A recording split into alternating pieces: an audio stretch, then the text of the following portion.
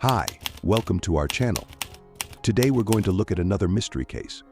5 years ago, Theresa Neubauer received a shocking phone call while working at the University of Georgia. The caller delivered startling news. Her son-in-law, Scott Sills, a distinguished fertility doctor and medical author, had been arrested under suspicion of murdering her daughter, Susanne Sills, aged 45. Suzanne's lifeless body had been discovered at the bottom of a staircase in their suburban Southern California home back in 2016. Neubauer revealed that until that fateful phone call in April 2019, her family had been unaware of the authorities' suspicions regarding Suzanne's death.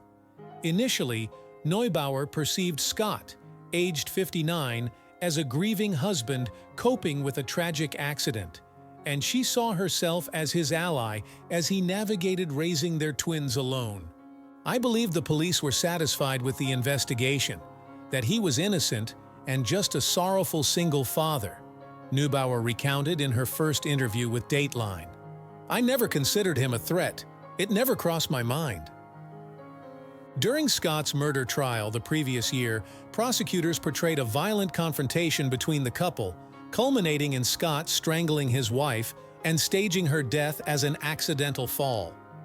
His defense, however, argued that Suzanne's demise was indeed a tragic mishap. Scott was ultimately convicted of second-degree murder and sentenced to 15 years to life imprisonment. On the morning of November 16, 2016, Scott made a distress call to 911, reporting finding Suzanne's body at the foot of their staircase in San Clemente. Paramedics responded promptly, but Suzanne was declared dead at the scene at 6:35 a.m., according to her death certificate. The day after the incident, when Scott recounted the events to his mother-in-law over the phone, Neubauer remembered him mentioning hearing noises during the night, but not investigating due to their 2 dogs and 12-year-old twins. He brushed it off, saying the house is always noisy at night. Someone is always up. It didn't raise any alarms for him, Neubauer recalled Scott saying, but in the morning, he found her downstairs. During interviews with investigators from the Orange County Sheriff's Department, Scott attributed Suzanne's death to a tragic side effect of migraine medication, suggesting it caused her to lose balance and fall down the stairs, as per investigator Eric Hatch's account to Dateline.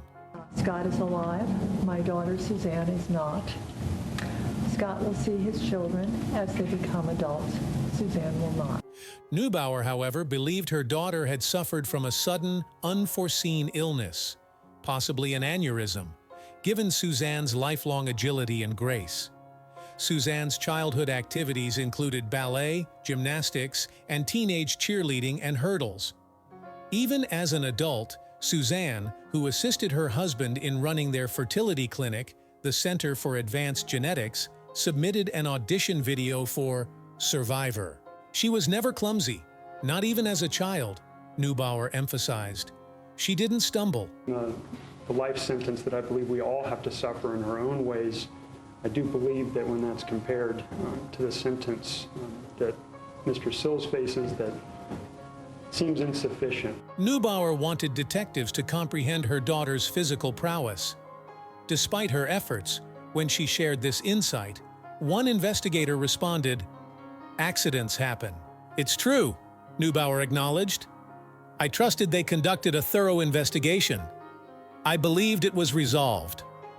Another investigator involved in the case, Dave Holloway, described their interactions with the family as typical of law enforcement, compassionate yet circumscribed. "We wouldn't definitively declare it an accident or a homicide right away.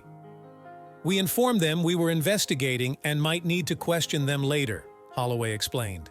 Unbeknownst to Suzanne's family, investigators unearthed potential clues early in their inquiry, suggesting Suzanne's death was more than a mere accident. In Suzanne's bedroom on the fatal night, detectives discovered hair and blood stains on a curtain and baseboard, as relayed by Hatch.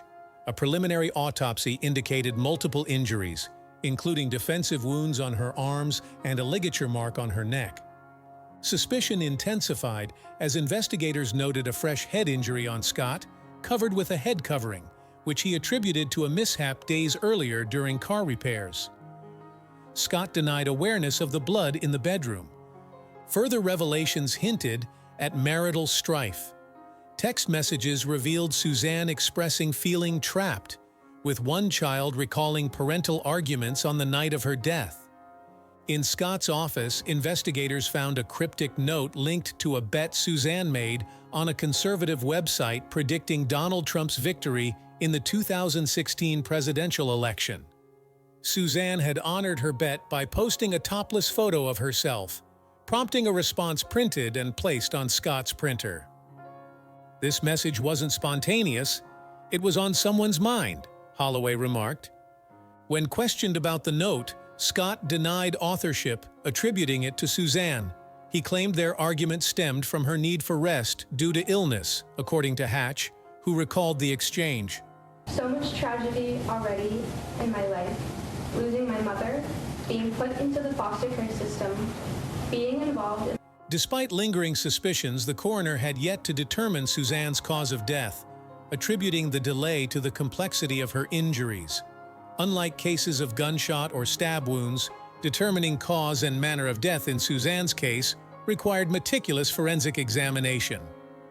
By November 2017, after a thorough forensic analysis, Suzanne's death was officially ruled a homicide, strangulation.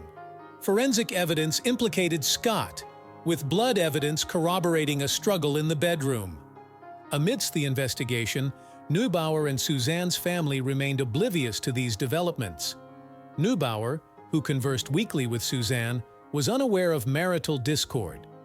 Post-tragedy, Neubauer observed Scott's apparent diligence in caring for the twins and cooperating with family affairs.